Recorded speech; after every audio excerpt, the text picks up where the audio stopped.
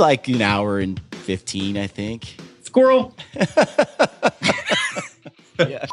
And I have sniffed so much Yeti that my head immediately became shaped for a flat brim. When did you know you really liked Cameron?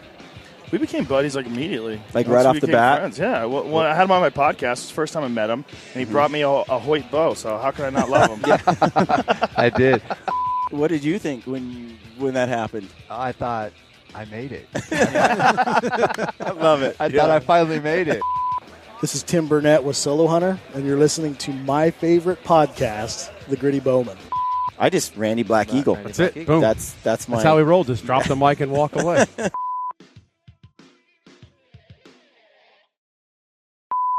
All right, folks, welcome to the Gritty.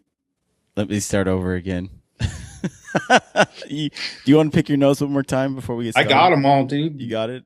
Okay. I think so. I got the Leatherman in there this morning and yanking out hairs. There's going to be certain guys that break before others, and there's nothing. That's just how life is. I guess what I'm trying to figure out is that secret sauce. Like, how does a guy develop mental toughness? Really interesting whole idea. Like, we could talk about this for hours and go around and around in circles. Because, it's crazy. When he hit the button, I'm like, dude, you made a boat, and he made a banjo. So surely if he made a banjo, he's going to stay a while. He's sitting there singing, playing the banjo, made a boat out of his, you did were all sad to this see stuff. him go, weren't you?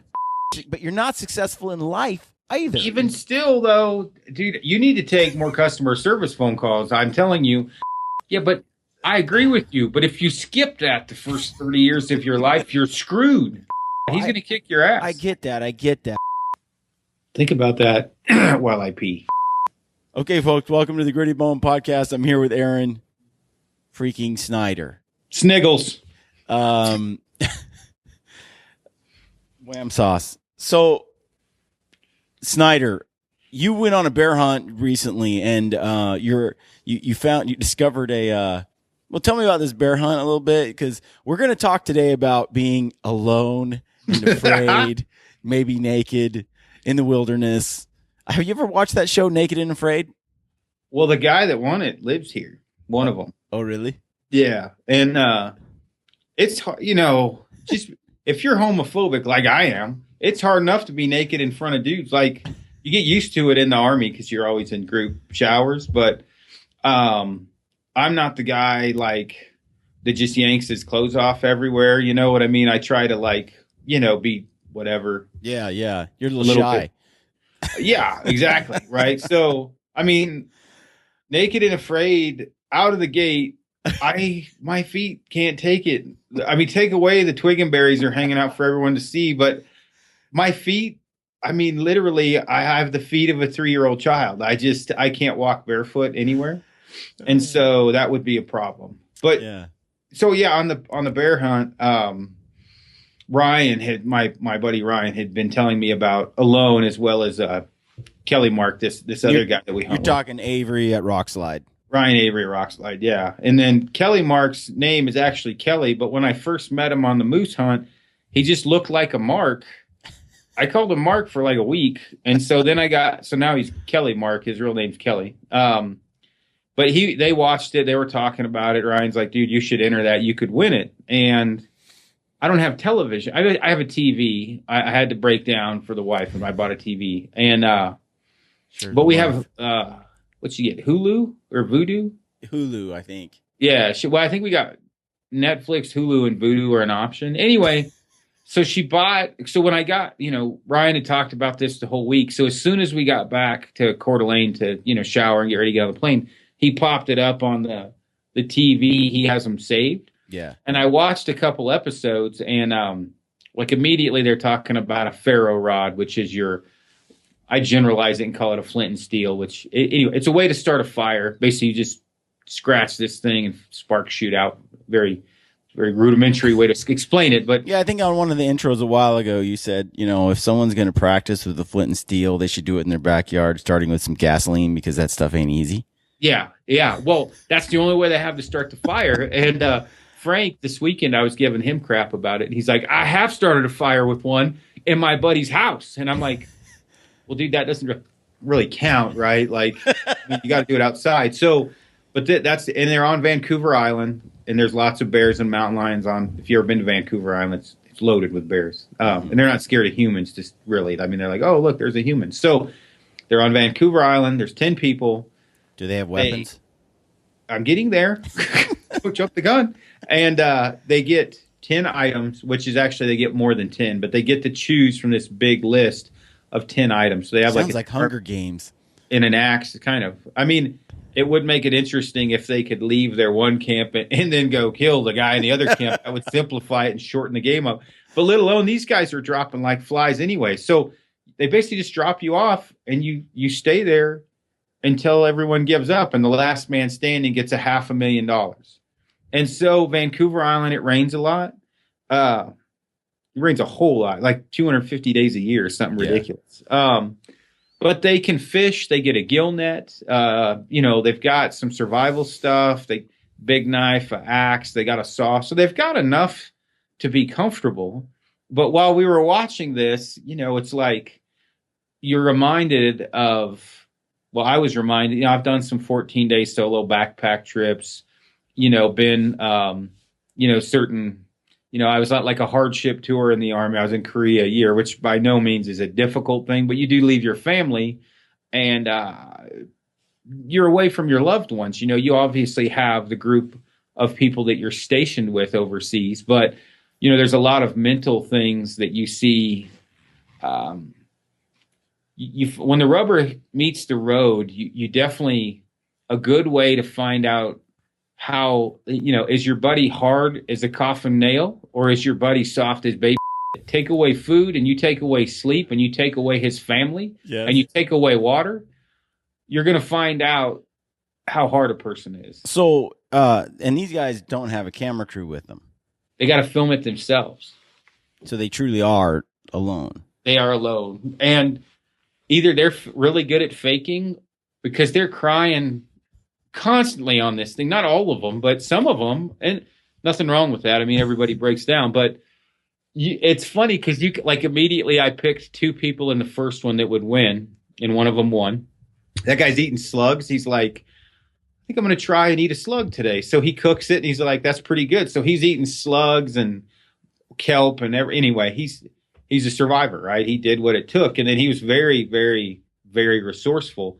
And you can tell there's a huge difference between who actually practices field craft in the living room in the backyard, who's applied field craft in the outdoors, and who has a limited amount of field craft, but has a lot of ingenuity and also has a lot of time in the field. And there's a difference between all of those. Like, I know guys that'll crush me at building wicker baskets and shit to catch a bird. Like, no, without a doubt, can whip up one in no time at all. But if your mental game's not there, the wicker basket is only going to get you so far. Or the figure 4 deadfall. There's all kinds of other things. As far as snaring, they can snare stuff. It was cool because you immediately watching this, the guys staying busy generally are the guys that are going to make it. But if they're a head case, and I am not bashing anyone that has been on a loan or anything else, because it's always easier from the armchair, which is what I'm in right now. But watching it, there's one dude, he built a canoe out of a tarp and some wood, and he tapped out. And I'm like, dude, you built a yurt? Like, he'd get bored, tear down his shelter, go build another one. Epic shelters, right? And so then he had a yurt with a hole in the top to build a fire on the inside. But then it was raining inside, so he built an umbrella over the hole. Guy's like a genius, right? He can do anything. He tapped out crying like a little girl. I mean, or a little boy trying to stay PC. But he hit the button, right? Why? He's mental, man. He just couldn't handle being alone anymore, or I think missing his family. And I mean, I can't remember everything. I mean, there's something going on with his mom. And that's the thing is on keeping this, paralleling hunting. Yeah. I cannot tell you how many guys I've hunted with, talked to, that go in with a plan of what they're going to do, and adversity strikes immediately, like the hill they have to climb up, and there's knee injuries, there's missing home, there's no animals here, we should go back. Like, total, like I I forgot need my new batteries. yeah, my water purifier. I forgot it. We're done, right? That no field craft. Basically, they just want to go home. The idea of going was far outweighing the actual, boots on the ground. And so, like with this, it's funny how the people that edit it, because the military guy in the second season, super smart, like he's got seaweed, like he made a urinal to piss out of his little tent outside, and he lifts weights and he makes a rope swing, and he's like, the last thing you want to do is just sit and wait. Like, he goes, you got to stay busy. And then it transfers over to this, he's a preacher, I think, who's just sitting on the shore waiting, talking to the sea lions like, I can't go home. I can't. My family needs this. He's technically surviving. The other guy, he's thriving. He's living. And you see the guys that are really surviving, like doing everything they can just to make it another day, where other guys, they're actually like could live there forever. They're fine. And why we're talking about this now is some of the man or woman skills that we need, in my opinion, like flint and steel or whatever, magnesium, ferro rod, whatever you want to call it, building a fire with something other than matches and a lighter. Obviously, field craft in general, trapping, snaring, the gill net, knowing how to basically gather food, plant life, things like that. Those all come into play on this movie alone. So as I'm watching, and I was kind of laughing because it reminds me of what I suck at and what I'm good at. As I'm watching it, mushrooms, I'm good. I know all kinds of different mushrooms to pick and eat. Some of the different, like seaweed, bull kelp, I know it's, within reason, I know it's edible. But other things like some of the other things you can eat, roots and things, that's a downfall of mine. I'm not up on all my plant life. Like I wouldn't know if one thing was going to kill me to another. Like I'm not up on all of that. Mm-hmm. Some of it I am. But, these guys like that are out there, some of the stuff that they build and do, like the guy with long hair, his wife's Barb. He talks about Barb all the time. He's a mental wreck. Like something happened to him as a kid. He's effed up like a football bat. Like I feel something here. It hurts. I mean, he's a little bit different. And I'm sure he would. The dude's a genius, right? He's building stuff to wash his hands. He's got a cook table. I don't know that he'll make it because he's a mental wreck. Yeah. One guy lost his ferro rod, so he can't build a fire. How can he lose that, dude? I can't remember if it fell out of his pocket in the fire or what happened, but he doesn't have it. And I don't know if you've ever tried to build a fire basically with the bow and the it sucks bad. Like it's horrible. It's almost worth freezing. You'll be warm trying to build one. I have built one back in the survival class I took. And we had like the little stick and little wooden plate. And you run it back and forth and the smoke starts coming. It wasn't so easy. No, and I can build one with a magnifying glass in no time, right? But there's no sun to speak of in Vancouver Island very often. But you can build one relatively easy. I used to have one basically that was in a cup that was you could basically just put tinder in there and the sun would start it itself. With a magnifying glass. Anyway, but all of those things are pretty important. And I give Frank crap about land nav and building a fire. Frank that works here at Kafaru, and he basically, it goes in one ear and out the other. He's like, that's why I have you. And then he doesn't really pay. I couldn't pay him to watch the land nav class. He just won't watch the Gritty Bowmen. I mean, he watches like a bit here and there. Yeah. And when I say that, meaning about 2 seconds. But he is he kills stuff. He's a good hunter, right? I mean, he's fit.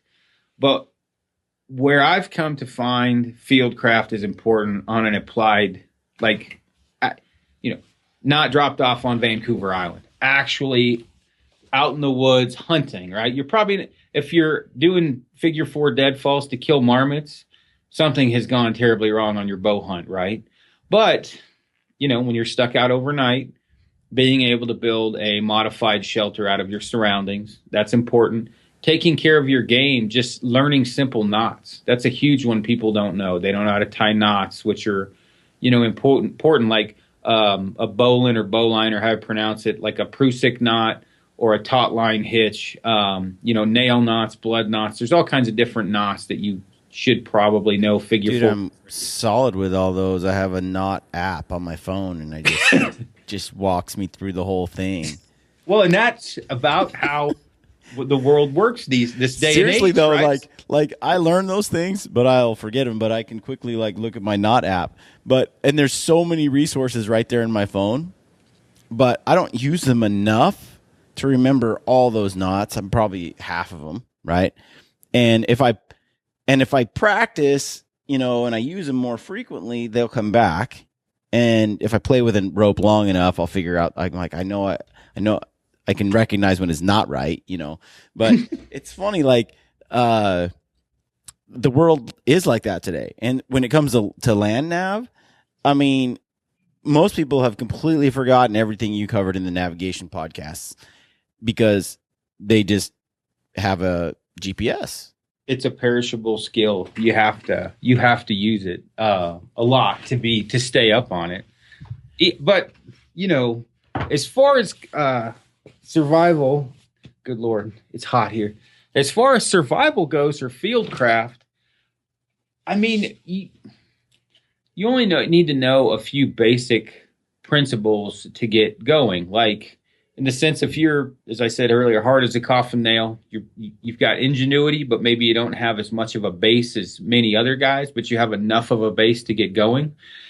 You don't need to know 25 different ways to snare and trap, but if you know a couple knots and you have a general basic idea of what to do, you'll figure it out. And that's the one thing that surprises me. And I'm not on the island, so maybe I'm just way off. But this guy's looking at his crappy gill net. He never moves it. It never catches much for fish.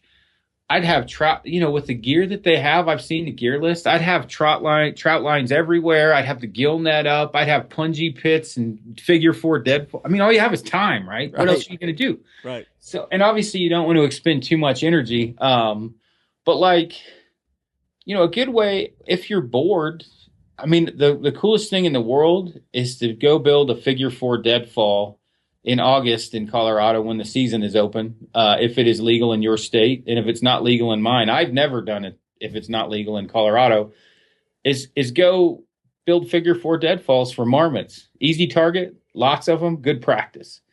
And the way that some of those guys build them on the show is a little bit different than I do. You have to have fishing line or a cord the way they do it. I do it with 3 sticks, and it's vertical. Yeah, and then one coming over, and you got the trigger. Well, it's cool to walk up, and there's a giant boulder sitting on a marmot that you caught. At least you can perform said task. We used to do that and kill chipmunks and squirrels all the time. It was just sort of like a hobby. Of course, right. We always ate them. And you don't want to do anything that goes against your fish and wildlife laws. The Gritty Bowmen is making that standpoint right now. That's right. Don't do anything illegal. I think I was like 8, 9, 10, 12 when we were building deadfalls all the time. Right. And I was enamored as a kid by mountain men and, trapping, snaring, survival. And I remember reading in all these different books, like the, basically building snares around a log, for the squirrel to run up, and the poor little squirrel gets caught in the snare. And we had box traps as a kid, and I'd catch gray squirrels, and caught a bobcat once that I was, at the time, did not know I thought it was a house cat, right? That was really pissed. And so hair's just coming out of this box trap. And I only got 7, right? And I run down, a little fat kid, Dad, I caught this pissed off house cat. Well, it was a bobcat. Just got lucky, basically. But all of those things, like catching crawdads or crayfish, knowing how to build, basically like what we call the Crawdad Trap. Being from Detroit Lake, there's crawdads in the high lakes, and some of them, you just have a cylindrical tube and you have a cone going inside. They crawl in there and they can't come back out. Same way with fish. a lot of people don't know how to do these things, and they call them survival experts. And I'm using that term liberally because I know they are, that are on the island. I'm assuming that's probably for insurance purposes or something, because there's some people on there, they are not. The cop, right? The cop that was on there, he made it. He didn't even make it through the first night. And you can tell that they've set this up to be entertaining because they didn't invite anybody from Washington and Oregon or North Idaho to go on there. I was going to say, you're talking about Georgia, Michigan. like my backyard, all that rain, all the slugs. That's pretty common, fare around here. Crawdads, if you got a water source, there's animals in it, dude. There's fish, there's crawdads, there's stuff to eat. The bear thing, right? They're all, because there's bears coming into camp. And if you're not used to that, it can be intimidating, right? I'm not saying I'm not intimidated. Well, black bears don't really intimidate me. Not that they haven't attacked people, but they just want to eat, right? They're coming in, poking around, and the cop was just freaked out over black bears. He hit the button. He's like, I'm not going to be stalked. It's like, well, dude, he said he didn't know he's from Arizona. He didn't know what he was getting into. I mean, what does it take in Google? About 0.5 seconds. As soon as you Google Vancouver Island, one of the first things that pops up, it's the highest populated black bear area. So I'm like, what do you mean you didn't know what you were getting into? That's I heard at the beginning of the show, though, they said that they just knew what type of terrain they were going to. They didn't know where. Yeah. Well, even still, you're going on a movie alone. Yeah. Somewhere. I mean, to me, that's pretty amazing that pretty they much didn't know. Where are they going to stick you where there's not bears when it's a temperate, like a rainforest type climate? Yeah. Well, yeah. And I mean, so Aaron, what is the common thread that the thrivers had in common? Like, what are the mental toughness? Mental toughness. So even the guys who didn't have a lot of knowledge on survival or didn't have that much ingenuity. One kind of went in hand with the other. The ones that were mentally tough seemed to have a good skill set. The ones that were mentally weak had no skill set. The one guy, there was this big dude, and he's like, man, if I get into it with a bear, they're going to have to come out and save the bear. I ain't coming off that island. And he's talking about his military service or whatever. And then he hit the button before the sun went down, I think. He was gone the first night. And he's a big dude. He had to have been 6'6". Why did he hit the button? Bears. Really? Yeah, there's bear poop. It's like there's bear scat here. There, like, we're trying to find bear scat last weekend. Like, I'm like, please bear attack me so Colton can shoot this thing and we can move on to our next adventure. So they're like running into bear poop. And like, oh, this is a heavy bear area. This is what I mean as far as Washington and Oregon, North. No, Vancouver Island is a bear area. You don't need to go find bear poop. It's covered in them everywhere. Yeah, yeah. And so they're like, this is a heavy bear area, and bears were coming into camp, and some had cubs, and coming from a standpoint of a hunter, you just kind of come to expect bears, and grizzlies would be different. But Brown black bear. bears, and of course Jody, she's like, black, fight back, because I always throw something, at her as far as knowledge or whatever base, and I'm like, you just want to make yourself look really big and yell and try and scare them. Yeah, yeah. And but I mean, they have everything they need. They're right on the coast. They get dropped off on the beach. There's so much fish in that area. It's amazing. So, I mean, I'm curious. I'm picking for second season the military blonde dude to win. He's super funny. He's working out on the beach, every day. He's got a chain he found, and he's very resourceful. They all have their little huts they've built. It's been pretty cool. So, are they eating well? Some of them not so much. Like, you can I mean, it's true survival. I mean, they catch a fish. It's exciting. I mean, it's like Christmas. The one chick, I think she's from Portland, or one's from Portland and one's from Boulder. A guy that's from Boulder, I think. Anyway, you can, like, the lady that's doing really well that I thought would do pretty well. This last episode, it shows her kind of flashing forward. She's crying, missing her family, leaving on Ed, Is she going to make it?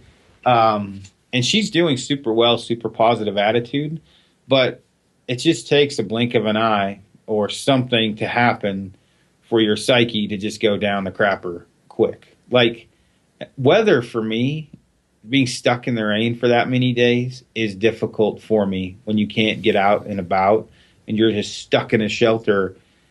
But it's $500,000. So if you think about this, and this is one thing Ryan and I talked about, these people are on an island to win $500,000. By day 8, half of them or more were gone. That's just a backpack hunt, right? Like you can survive 2 weeks without food, a couple days without water, but they have a water source, they have food, they have tons of gear. Some of them only made it 8 days, some made it 1 day. You know, obviously 58 days is how far the last guy was when he won. But that's $500,000 in your hand if you win, compared to a $500 tag. You volunteer for elk hunts, right? You volunteer to go. You wait 365 days to go on this hunt.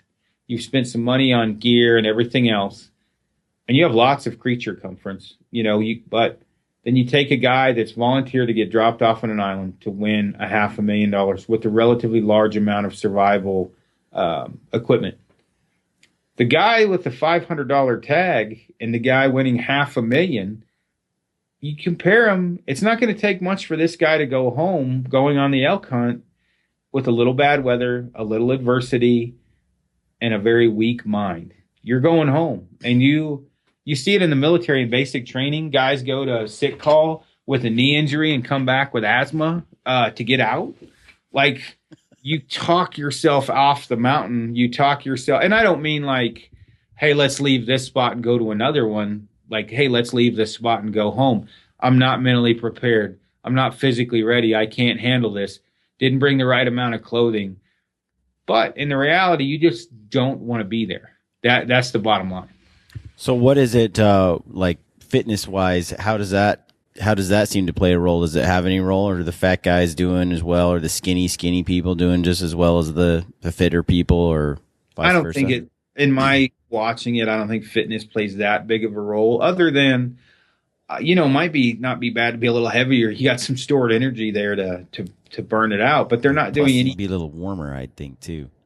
Probably, and I mean, it's obviously there's manual labor involved. They're building their houses or yurt or whatever it is they're building. But I would think that, on Vancouver Island and the way that they're surviving, it's not that strenuous. No. Of a type of survival situation in terms of physical demand. No, it doesn't look too horrible. Not like, if they did, Alone in Northwest Territories. Bob Marshall, the Sangre de Cristos, whatever, pick a wilderness, the Eagle Caps. Yeah. Little bit different scenario. I mean, I can tell you now, like, if they did one somewhere in Colorado in high altitude, you'd be a marmot eating fool. And they don't taste bad. I've eaten marmots a ton. They're not the small. You try and kill the small ones. The big ones suck. But if they drop people off at a high lake, 10 people at 10 different alpine lakes, and they had to stay in a 5-mile area, you could thrive in Colorado pretty well, and well as other states. You don't maybe have the plant life as you would on Vancouver Island, or the seaweed and kelp, things like that, but you have a lot more protein. Squirrels are not overly difficult to catch. Rabbits, you got lots of rabbits. You have lots of fish. A lot of those. I mean, we've built fish traps before to get the fish to funnel into a certain area. Fish don't have a big brain. They go up. They take a right or a left, and the right turns a dam we built, a funnel, to get them pulled up. It's like Revenant. Yeah, I mean, it doesn't take a whole lot, and a lot of that's just straight up field craft, and some of it's ingenuity. But as far as keeping that in line, like I said, with what the Gritty Bowmen is trying to help out with, just basically some knowledge and helping people, it doesn't hurt to know a lot of those skills, even though you may not use them. Knowing how to tie knots, for example, even from building like a taut line hitch or a Prusik knot, to save weight on your tent, to get rid of, your cord locks or whatever the case may be, or whatever you want to call them, your tension locks, things like that. Or when you're hanging up meat, I've seen some redneck knots when you're hanging up game bags, and it's like, dude, do you not know how to tie a knot? For God's sake, what are you doing over there? And he's just like overhand. Oh, and I'm like, we're not getting that out. We're going to cut that loose, right? Where, if you build, it doesn't matter, but learning what to do, certain situations, or in the case like James Petker, that dude's super resourceful. Like, we were on a hunt together. This was the hunt where we got like 5 miles in. He's like, man, I can't wait to eat those bratwursts. I'm like, dude, you packed those in? He's like, oh, hell no, you did. He hid them in my pack. Tell how weight conscientious I am. 8-pack of cheddar brats. But I killed that. I filled my Lispy cow tag. And he's over at the creek. He's got kind of a bridge he built to hang the meat over the creek because it's a ecothermal corridor. Cool it. Yep. And then he's pulling out. He's got the meat out. He's letting that drip. He puts it in the water. The heart, that cold water sucks out all the blood out of the heart. Obviously it's not like he went and picked onions on the side of the mountain. But then he's over there. He's prepping dinner. He's got the heart sliced up. He's got the tenderloins ready to go. We're eating meat, right? I just killed the thing. We're having it. And he's got a little bridge built up with the meat hanging to get it cooled. Most guys don't know what the hell to do. They have no clue. And so a lot of that pertains to, I just thought it was funny. The ferro rod thing immediately was something I was like, I remember talking about that on the podcast. It can be a pain. A couple of times. So weapons, did they have weapons then? One guy had a bow. I saw a bow in one of the, how did he get that? I think in whatever when you choose, obviously I didn't read all the parameters, but he must have been able to take that with him as one of his 10 items. But you can't have a gun or anything, or it wouldn't. There'd be dead bears laying everywhere. And mountain lions. There've been a couple mountain lions that come in, so not much for weapons. And I'm sure it has to be a primitive weapon, like a slingshot or whatever. Yeah, but that would help pass the time. Hunting every day.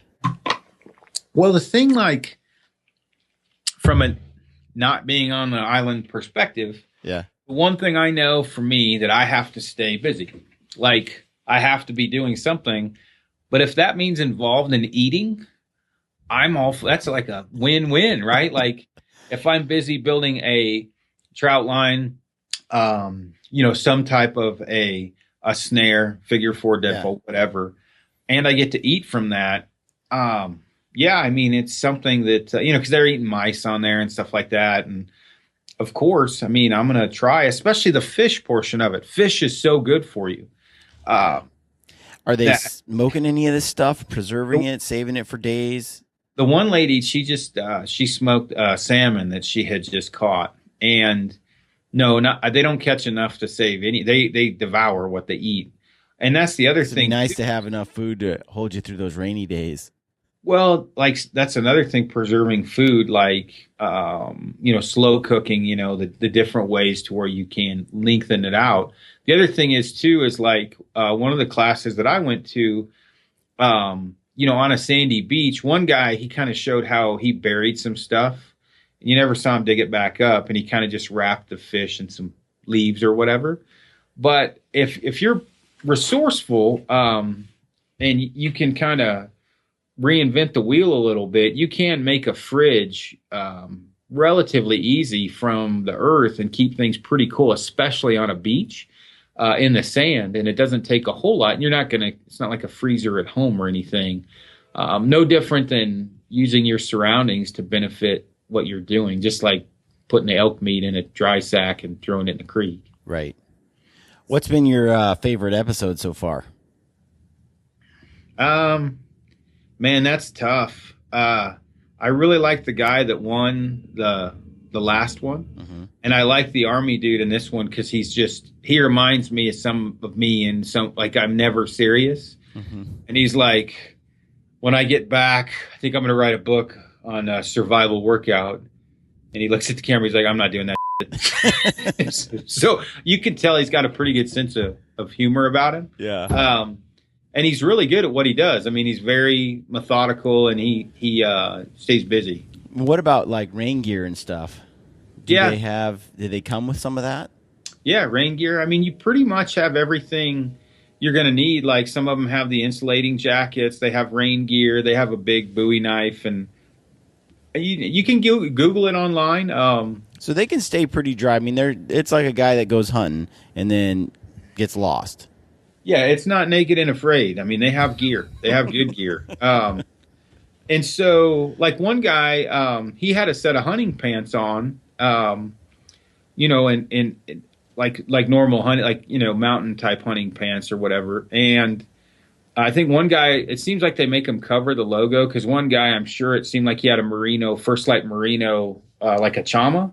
Mm-hmm. But like where the First Light logos was, it sure seemed like there was a patch over them. Yeah. But they can choose what they're using. And I think Kelty must be a sponsor, because they all have the same backpack. I'm assuming, maybe. But I mean, the thing is like sleep deprivation, food deprivation, water deprivation is like a great recipe for a mental mind screw. Like it's just, you hallucinate. I mean, sleep deprivation, I don't know if they're getting that, but I'm sure they're not sleeping great. But when you take away food and water, it's a big problem. I mean, you see how guys get hangry.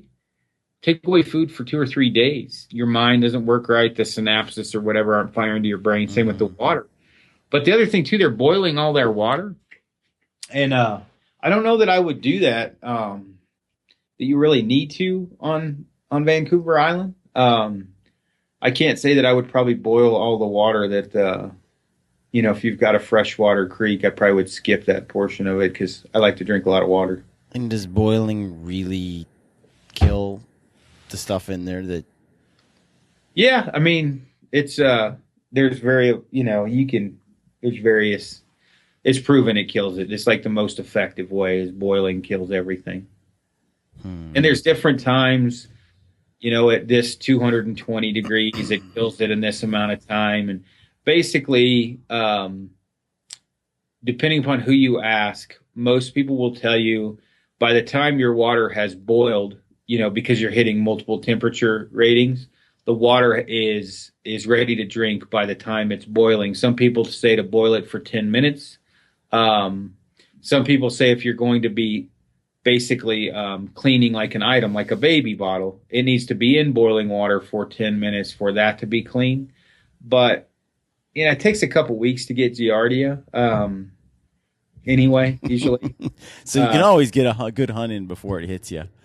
Yeah, exactly. I think South got Giardia once, and still finished back. He was backpacking. I think he got it once. I've gotten. I've had some squirts where it's like constant problems. Yeah, but I think not to run on this. The only reason why I kind of brought it up to touch on it was, one, it's a super funny program. It's pretty cool. If you're any kind of an outdoorsman, it's fun to watch. But as you watch that, there's definitely things that cross over into backpack hunting. The number one thing was a mental game. How many people dump all the money into hunting, into backpack hunting specifically, that basically call it quits early and turn around and head back home for multiple reasons. But the number one reason, the only reason, minus family emergencies or whatever, is you just don't want to be there. It seemed like a good idea from the armchair until the blood, sweat, tears, hard work, and everything else goes into it. And then you're like, this sucks. I'm going home. And that happens a lot. So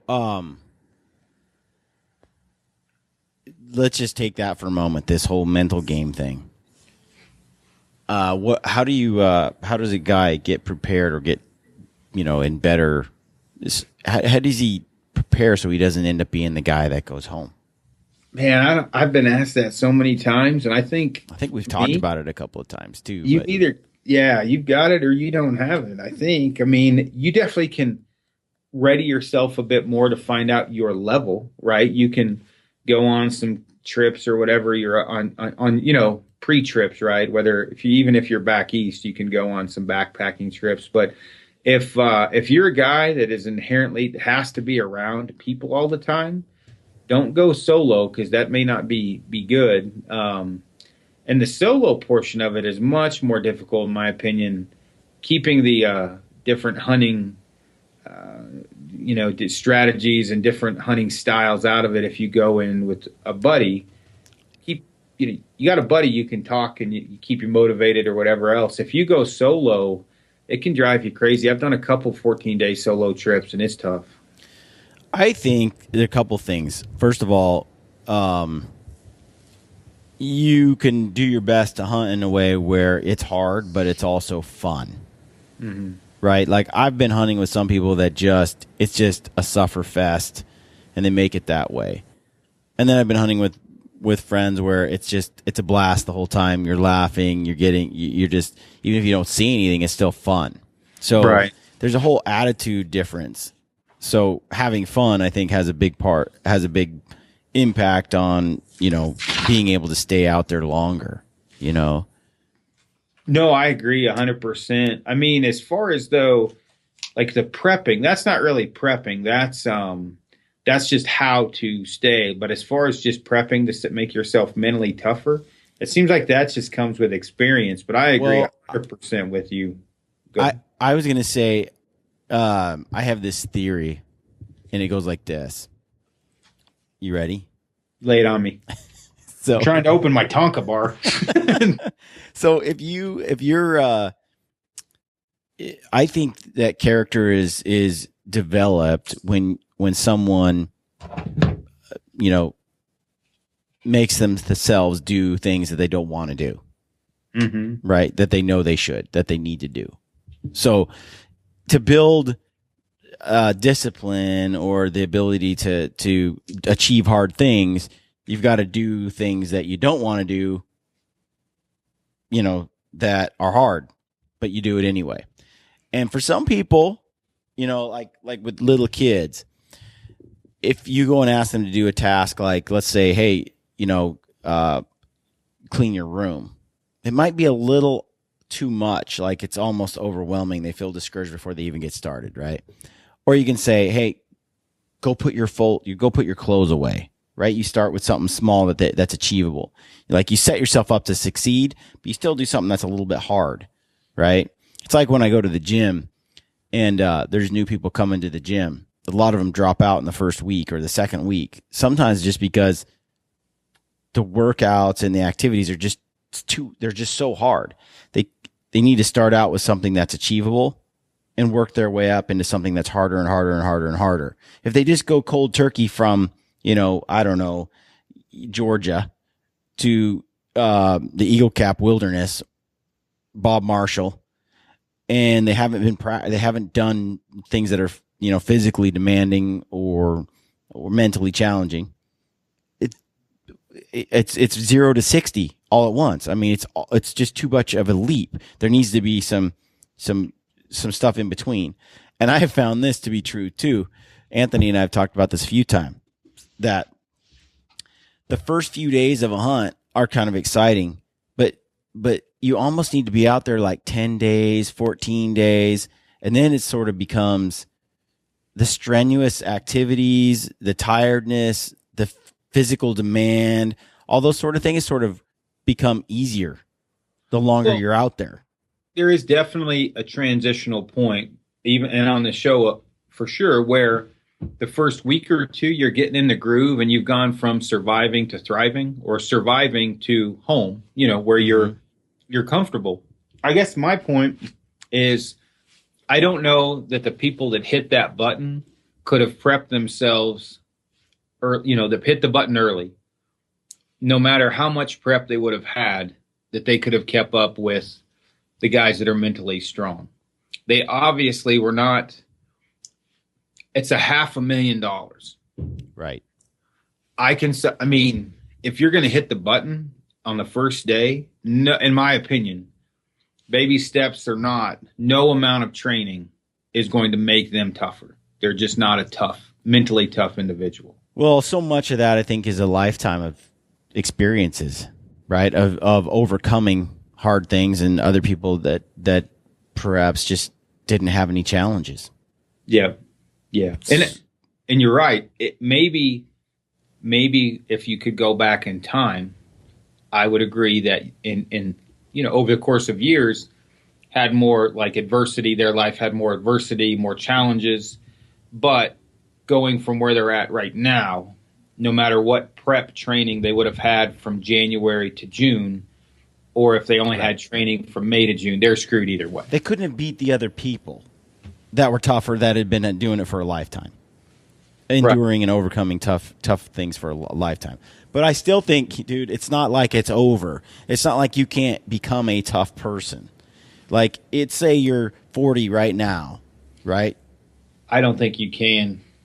I generally agree with you. Yeah. Weak people are weak. There's no way around it. But I've seen some people, like you just said, that get better, that get impressive, that start out, pretty weak, but through the course of experiences in life and challenges that they've overcome, become a different person, a stronger person. I agree with that. But what I'm saying is, if you take, and this gets a little bit skewed because, from birth on or where's the breaking point of time, right? But in general, if you take a guy who is, and this isn't a rule, but you take a guy who's always been an exceptional athlete, super smart, he's having his whole life basically handed to him, okay? Compared to a guy that's kind of a fat kid, and I'm not using me as an example, had to work for everything he's ever had. He's an average athlete, not a great athlete.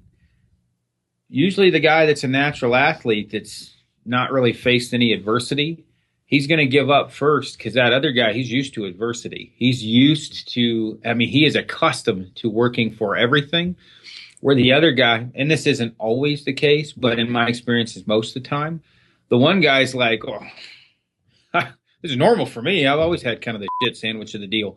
Where the other guy, rich parents, gone to every football camp known to man, paid for everything. The other guy's, picking up pop cans on the side of the street to afford shoes for school. Big difference. So I agree if you can start early enough, but I think there's a breaking point, kind of like disciplining your kids. There's a point your kid's going to be a peckerwood and there's no going back. Well, but at the same time, there's been people that have had everything in life handed to them and are badasses. That they just took everything they had and ran with it like a beast. So, it's not necessarily, they had adversity in a sense. Define badass. Badass like you stick them and you stick me in the middle of a jungle badass, or badass of excelling in life? Both. Because I think they're pretty well tied together. To be honest, Aaron, I think you take a guy that survives in life, most of those guys are going to find a way to get it done in the survival situation also. Well, name a guy you're thinking of that's like had his whole life handed to him that's like a badass. I guess it depends on what you mean by handed to him. You know what I mean? Like, because I think there's a lot of people that are born into very, lucrative circumstances, wealth, and so on, but still had a competitive mind to like push themselves and be the best. I get what you're saying about adversity, and I agree with it. Adversity makes someone stronger, makes them grow if they respond to it the right way, consistently over a lifetime, right? I get that, but there's still adversity for someone who, let's say, goes to football camp and has it all paid for and so forth. They're still like achieving within that camp. They're still achieving like.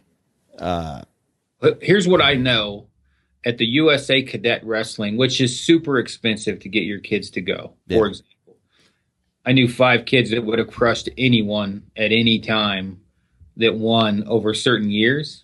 But they couldn't afford to go. The other kids just had money, right? So going back and forth, right? Did they do well? Yes. Did they do well on an even playing field? No. Not everybody can afford to go to that stuff. So, there's it's definitely arguable, which is definitely off the subject of alive. But I mean, and it could be that I was raised poor. We didn't have any money. And I saw, maybe I'm holding some pent up aggression of watching kids get to do tons of stuff I didn't get to do, just money wise. But I can say on certain things, and not always, that the guy that's had to work harder his whole life will generally excel farther. Not in life, but I mean in a very difficult hardship task. Yeah. For the most part, not a rule. No, I'd say that that's true. If you've had a lot of adversity in your life and you overcame it, you didn't crumble as a result of it. Because there's always, presented with adversity, a person can either respond to it in one of two ways. Overcome it or fall apart, right? So assuming you're the guy that consistently overcomes that adversity, you become that person that can handle being alone in the wilderness and survive. We talked about this before, the will to survive, a little bit, right? Yeah, like, for sure. And I mean, I by no means am saying that someone that's had their life handed to them isn't a tough person, because I know people that have, you don't pick your parents, right? I mean, it is what it is. But what I can say is there's a guy, I'm not going to mention names, you and I have talked about, that I complain about frequently. There's very few people I dislike in the industry, but this one specific guy, he has had his whole life handed to him. It seems like, right? And he doesn't seem to respect anyone or appreciate what hunting is about or appreciate what other people hunt for. It's all about his inches, you can't have what am I trying to say here? Like, you cannot have a conversation with certain people without hearing about all of their achievements, not listening to other people's achievements. Like for me, I really like hearing about the guy that made his own stick bow or went out and bought a compound from a flea market, didn't know what he was doing, went out and killed a cow or a raghorn, because he didn't have a whole lot handed to him, right? Yeah. Like, he had to borrow money for fuel. He had to whatever. That to me is adversity. Like, that is overcoming a lot of odds to compared to, so I went and dropped 20 grand on a landowner tag. Is there anything wrong with that? Of course not. Was there much adversity in that? No. I mean, if there was, though, I don't know if I agree. I agree, but I kind of don't. Like, what if a guy goes out and like you just said, if you take these two guys, the guy that has the bow at the flea market and the guy that, has it all, and they both went out on the island, which one would survive? There's some very driven people that are all about themselves. That can do a sufferfest as well as anybody.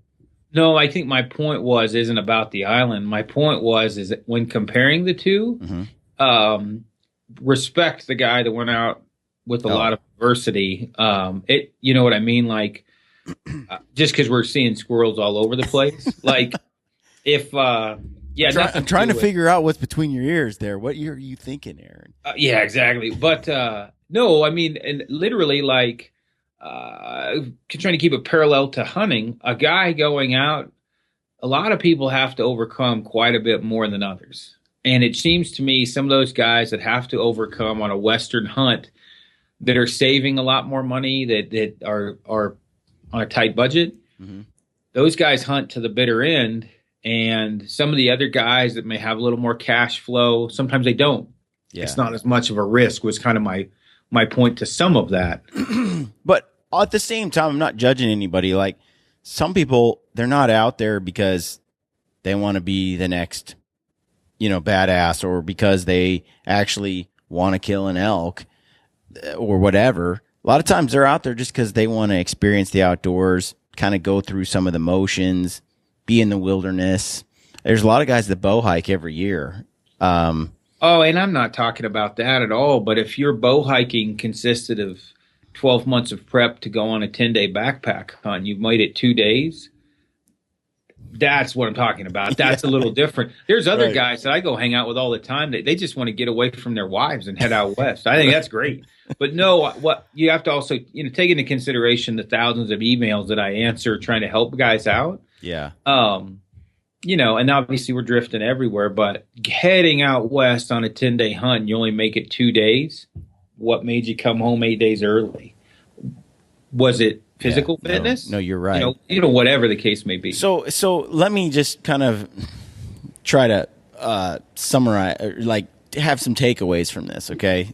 So that aren't like, either you're tough or you're not tough, and you're screwed if you're not. Sorry, life's what it is.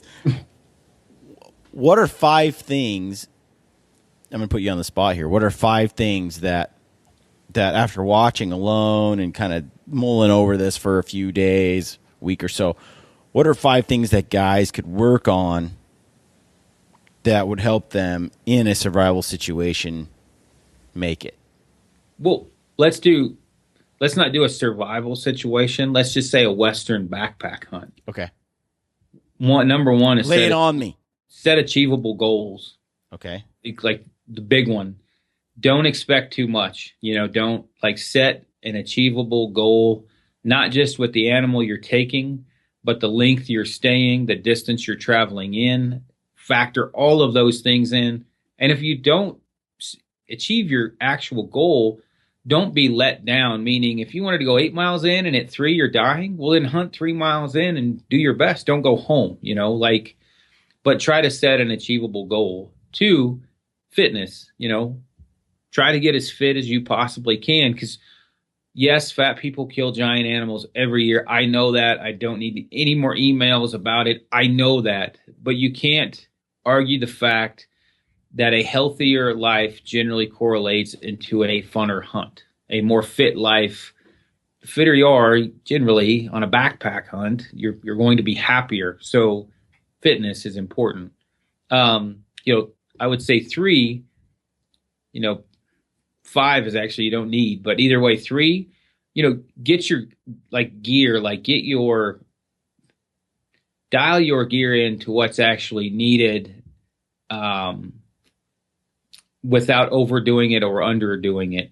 Don't just take a guess. Don't copy someone. Don't go off of, when I say copy someone, meaning food more than gear. You can copy gear lists and do fine, but figure out what you need for food wise. So you're not packing too much or too little to sustain energy throughout the entire hunt. Mm-hmm. And then I would say the last one is this isn't survival. If you need a communication source to stay on the mountain, get one. If you need a DeLorme inReach, if you need a sat phone to be able to communicate with your loved ones, get one. There's nothing manly. Well, maybe there is something manly or womanly about heading out, saying I'm going to make it 10 days without talking to anyone. But if you think you're going to need to, then if you're a woman, talk to your husband, get a sat phone or whatever the case may be. After that, just learn common sense and fieldcraft. It one way or another, at some point in time or another, it's going to help you stay longer out there. Okay, give me 3 fieldcraft skills, like some of the top 3 that guys should pick up. Probably starting a fire. Land, nav, knot tying, and starting a fire. Okay, land, nav, knots, and fire starting. And what kind of rope do you like to bring? I bring either 550 cord or 1.8 millimeter guy line reflective. And how much 550 cord do you usually bring on a hunt?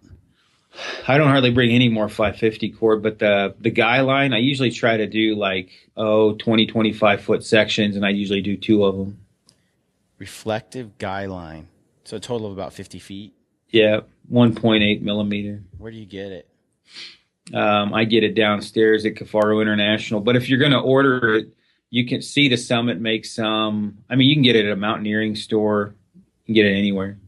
Reflective guy line. I like the reflective, so when I'm hanging the game bags or I'm using it for a guy out line or whatever, obviously I can see it in the night, especially like a game bag, trying to find it. A 5-foot cord hanging vertical that lights up in a headlamp does wonders when you're trying to find it in the dark. And I don't want anybody to take anything in the wrong light. When I say stuff and I'm overly simplified, Brian is trying to help me say what I mean, but I'm saying better more often. When I say you're either tough or you're not tough, What I mean is, right now, today, we go pick 6 people. Some of them are just going to be tough, and some of them aren't. And there's no way around that. You can prep, you can learn field craft or whatever, but no matter what, there's going to be certain guys that break before others, and there's nothing. That's just how life is. I mean, some guys can run. I will never be a runner. I'm okay with that. You'll break right off the bat. Yeah, I mean, I have no ambition, and that's a good point. I'll just tell you, for $500,000, I wouldn't enter the race because I mean, unless it's against a bunch of other dudes where I got a chance. But why? I mean, Well, I'm just not a runner. That's one thing I was thinking about when you were mentioning this.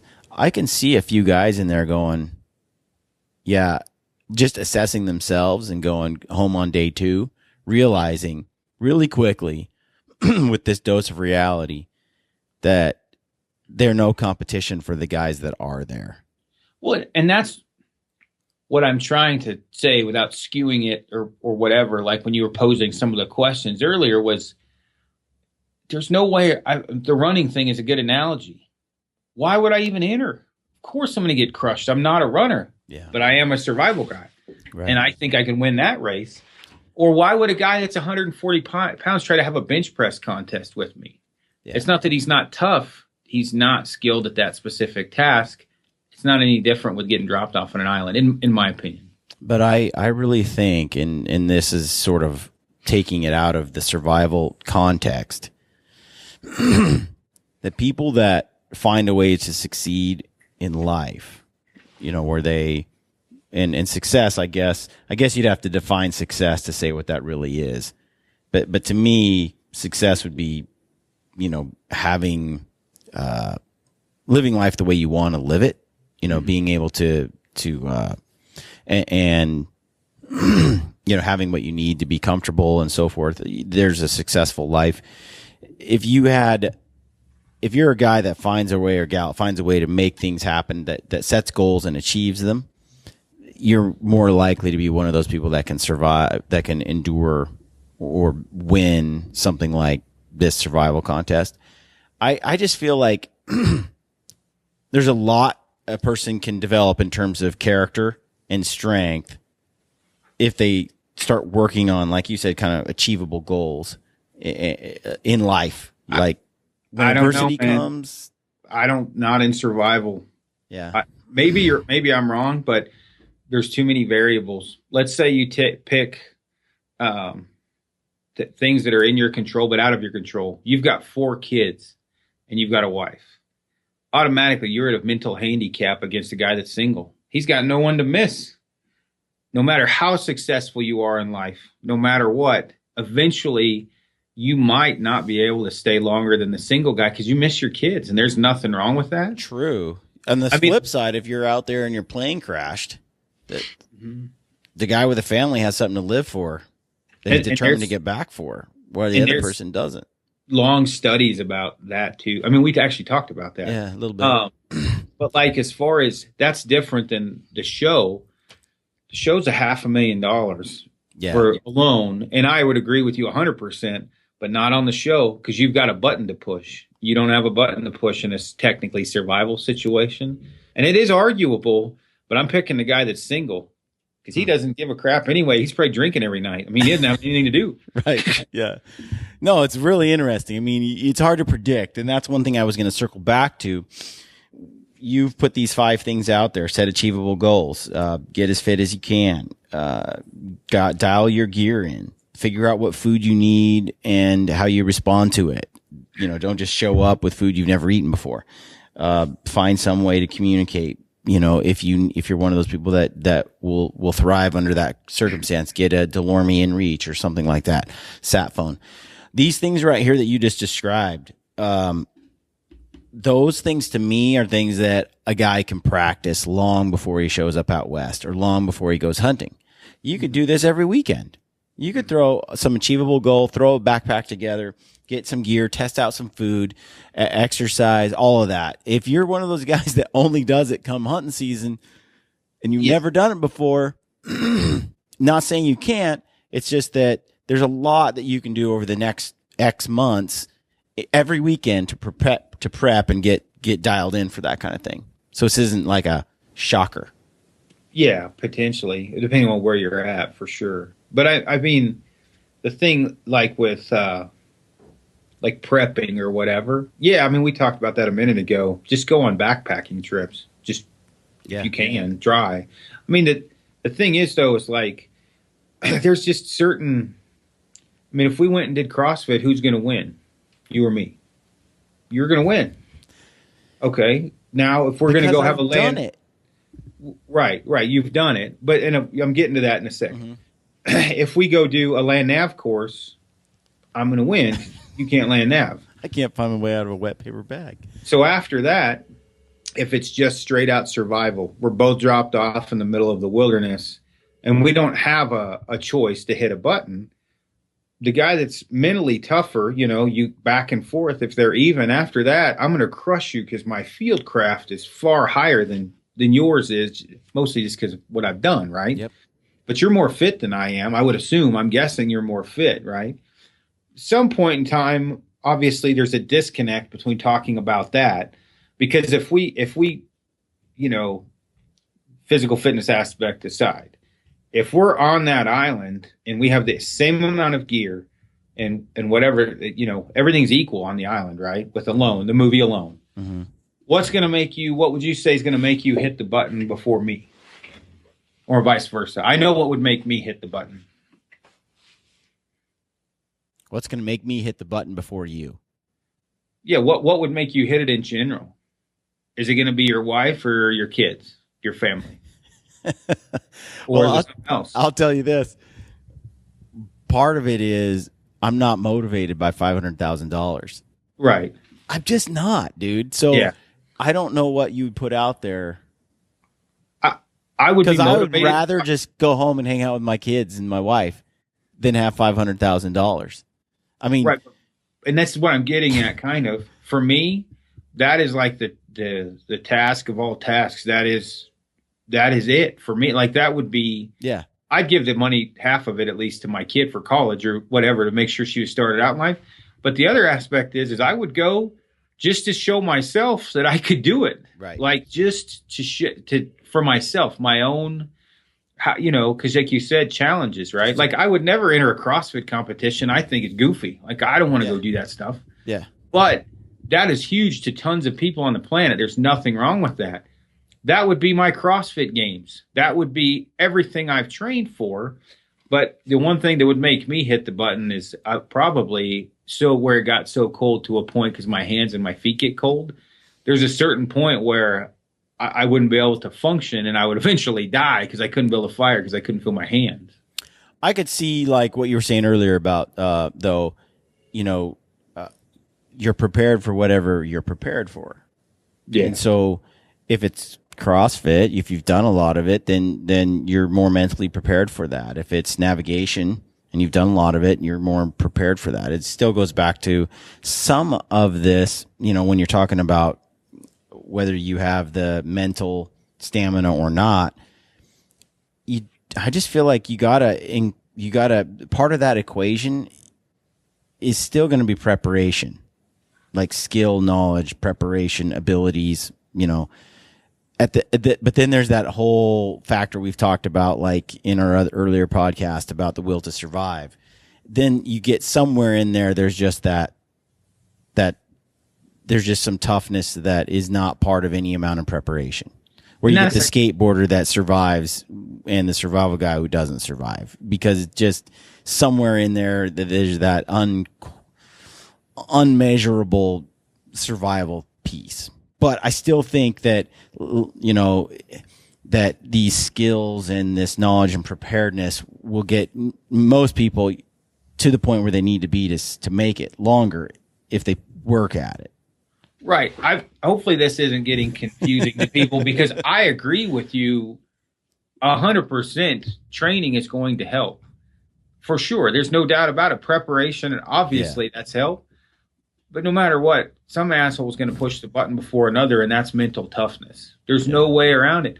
The one dude, watch the first one and you'll see, by far one of the most skilled guys on there took fourth. and he had more prep. He built a boat, dude, out of a tarp and some wood. He built a yurt, and his ass pushed a button. So you can't tell me preparation helps that much. Where the other guy's house was smaller that won, he had some good field craft. Don't get me wrong, he's very resourceful. Yeah. But compared to the dude that took fourth, I don't think he was anywhere near where that guy was at. It's a really interesting whole idea. Like, we could talk about this for hours and go around and around in circles.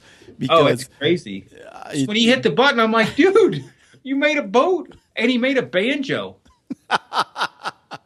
So surely if he made a banjo, he's going to stay a while. He's sitting there singing, playing the banjo, made a boat out of his, he You did were all sad this to see stuff. him go, weren't you? No, I mean, I told Jody he wasn't mentally strong enough, and he hit the button. And this is what we're talking about now. You're saying prep, training, or whatever. Yeah. You can be the most prepared, trained guy in the world. If you're not as mentally strong as a guy that's 70% of where you're at, he's going to kick your ass. I get that. I guess what I'm trying to figure out is that secret sauce. Like, how does a guy develop mental toughness? And I feel like the mental toughness, whatever mental toughness I have, whatever level I'm at today, came from, I feel like, making myself be tough when I had an achievable, like. Yeah, but I agree with you. But if you skip that the first 30 years of your life, you're screwed. That's what I'm saying. Like, No, you're right. If you played video games and every time things got hard, you changed your major in college until pretty much you graduated with a degree in home ec.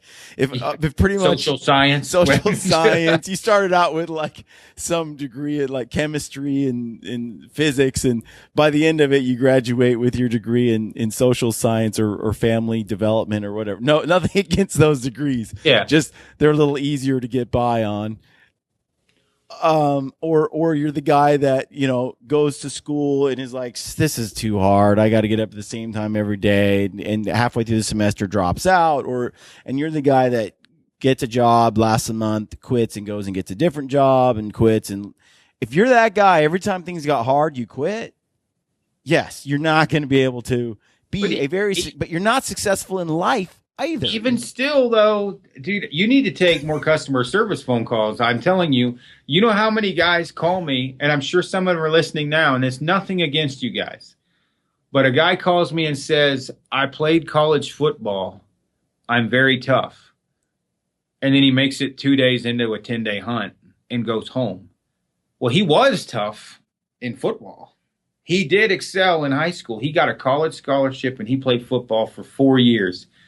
Well, that didn't amount to anything on the side of a mountain because he got his ass handed to him.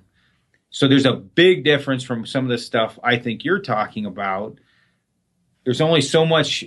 He's still tough, but he wasn't tough enough to stay on the hunt or stay on the island.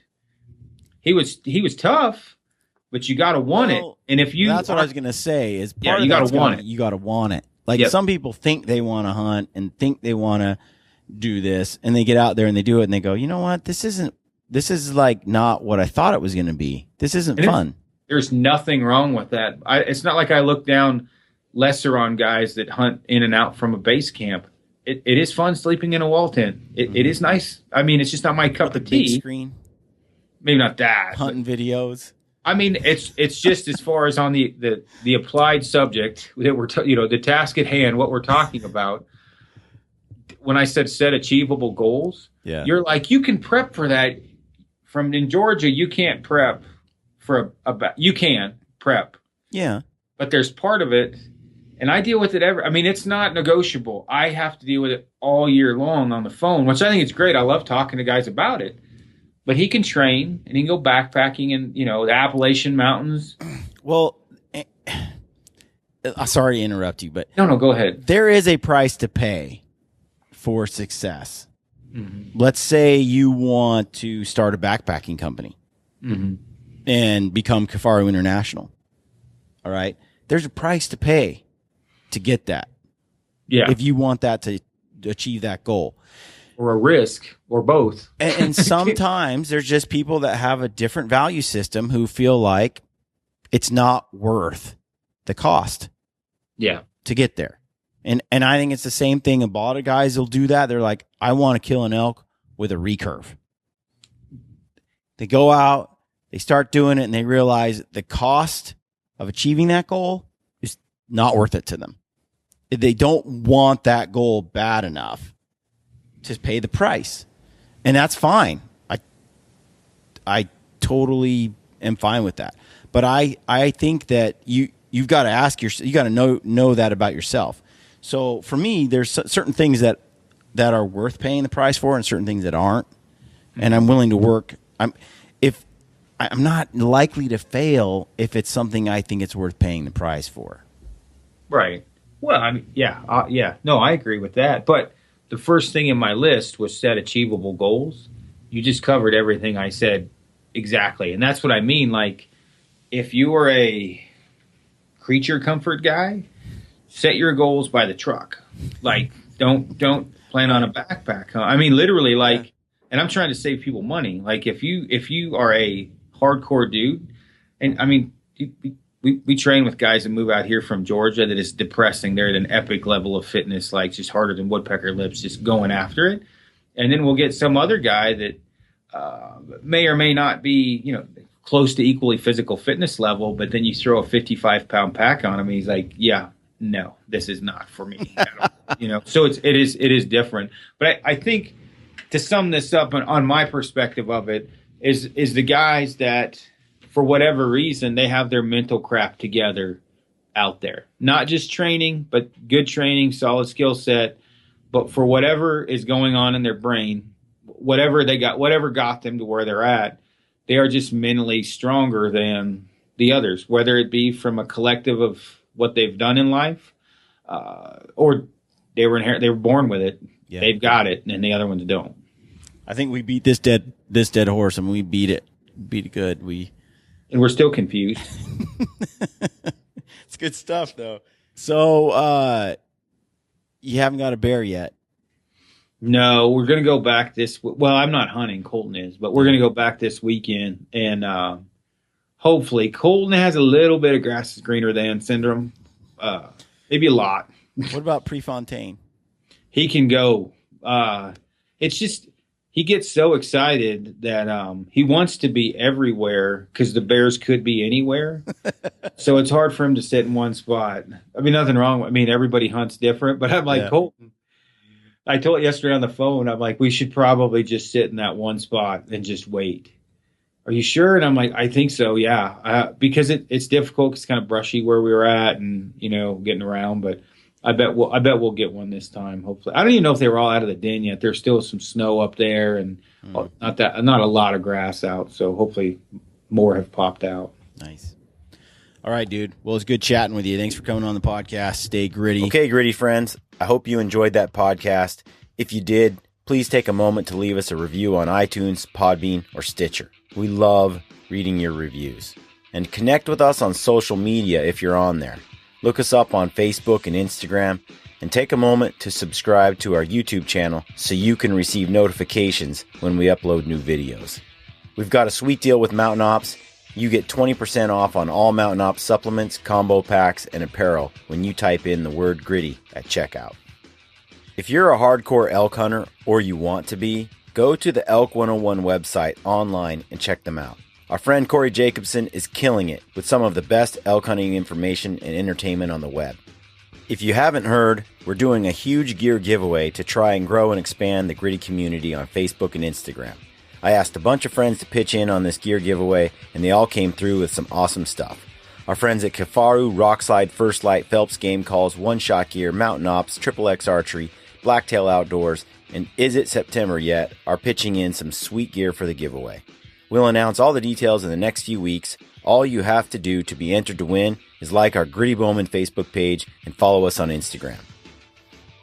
All right, friends, let me leave you with one other quote from Theodore Roosevelt, who said, "It behooves every man to remember that the work of the critic is of altogether secondary importance, and that, in the end, progress is accomplished by the man who does things." We all have a choice. We can be people who do things or people who criticize the work of others. It's pretty simple, really. Get out there and do your thing. Good luck on your hunts, and stay gritty.